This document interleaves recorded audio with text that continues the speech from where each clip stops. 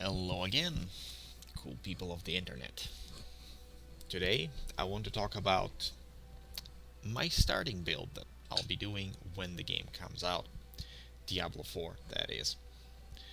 That's, of course, assuming that Wizard doesn't get nerfed into the ground after the beta and they don't finagle with the skills too much.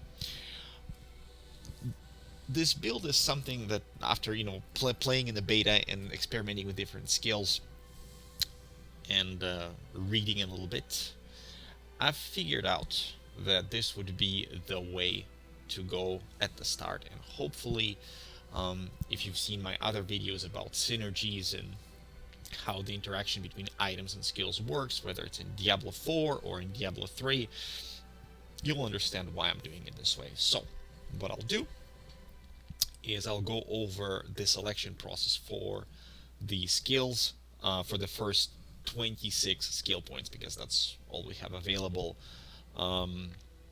in the beta. I will begin with Spark. Then once I choose the Spark, I will go into Chain Lightning, and the Chain Lightning will be using a Destructive Chain Lightning secondary enhancement, because this build is going to be focused on Crackling Energy. Crackling Energy build. Alright, once we get to our defensive cluster, it is important to pick up, actually, instead of this first, I would say Teleport is the first one to go. After Teleport, we pick up Flame Shield, and then I would enhance the Flame Shield as a defensive skill so that it is more potent, right? You don't necessarily have to enhance the Flame Shield with those two nodes. Maybe you could put 2 skill points into Elemental Attunement, but not necessary. As long as you have 1 point in Teleport and 1 point in Flame Shield, that's okay. Once we get to the Conjugation skill cluster, we're going to go into Hydra. And you might ask, well, since I'm doing a lightning focus skill build, why am I going into Hydra rather than into Lightning Spear?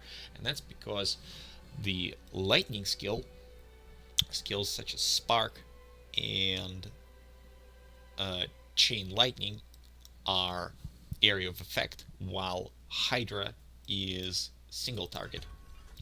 And it is important to have area of effect and single target skills. Invoked Hydra is the way to go, so that single target damage is a little bit better, a little bit higher. Now, for the 2 nodes that we're going to select after that, I'd say probably the best thing to do would be to put in 2 more nodes in Chain Lightning, because we're going to max it out eventually. Once that's done, we're going to put 1 point into Static Discharge, 1 point into Shocking Impact, and 1 point into Invigorating Conduit for mana regeneration and casting. At this point, we have 4 points to go, and with these 4 points, I'm going to max out Chain Lightning to enhance its damage, and I'll put 2 more points into Hydra to boost my area of effect and single target damage. Now, once we're in the ultimate skills, I'm going to put in Unstable Current.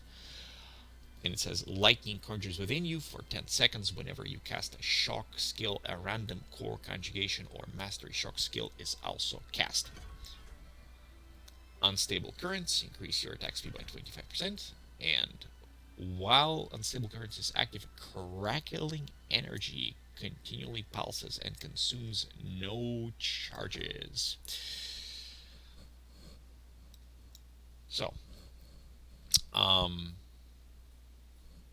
yeah, that's the path. that I'm going to pick. And as I continue, what I'll be doing is I'll be finishing up the ranks of the skills.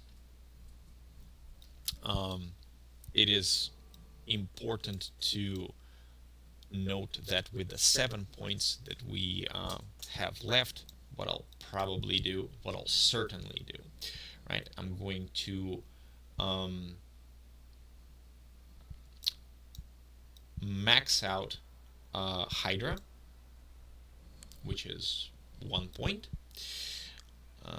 and then I will probably put in 3 points into glass cannon, and then the rest are going to go into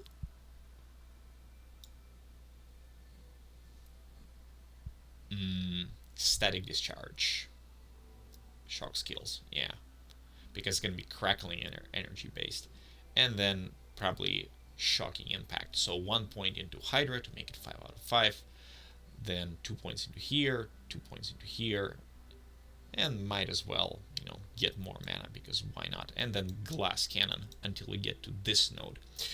And once we get into the ultimate passive node, I'm going to select overflowing energy, because when you select overflowing energy, what it says is crackling energy hits one additional enemy. Each time crackling energy hits an enemy, your shock skill cooldowns are reduced, which means we are going to be reducing unstable current.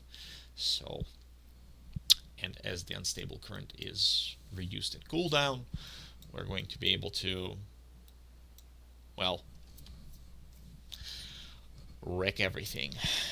And that's the guide through my starting build. And if you are going to be picking a wizard, I recommend that you choose either this path or the path that I've highlighted in my previous video about items and synergies, or one of the other videos about items and synergies in Diablo 4. As you progress through the game, the enemies will be tougher, so after that I would recommend focusing on the defensive skills a little bit more. Diablo 4 is just around the corner, ladies and gentlemen. I will see you in Sanctuary, and good luck to everybody. It's going to be a blast.